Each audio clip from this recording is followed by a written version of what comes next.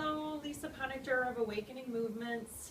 Today we are going to do a movement exploration regarding the team players of the shoulder. So every part of our body connects to somewhere else, and when things kind of get out of whack, it's because usually one of the team players is not participating.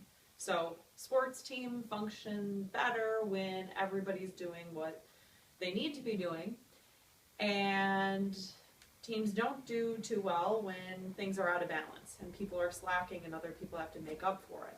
Same thing happens within our bodies. So shoulder motion really works better when the collarbone, the bone in front, moves, when the shoulder blade, that wing bone in your back, moves. Of course, as well as the ball and socket joint, your glenohumeral joint, and that connects to the trunk. So your rib cage, your back, your chest, your breastbone, all of that needs to be flexible too in order to allow really good shoulder motion.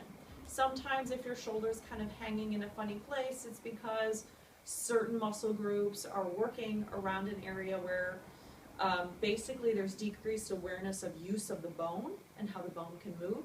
So if we start to play with the movements in the bones, then the muscles around the bone change and we actually get better positioning and better movement. So let's go ahead and explore that today. We'll have you start on your backs.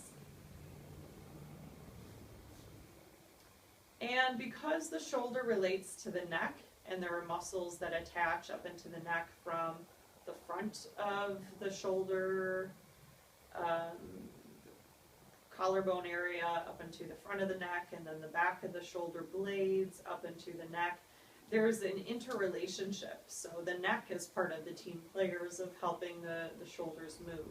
So we're going to check things out first just with how you are resting on your back.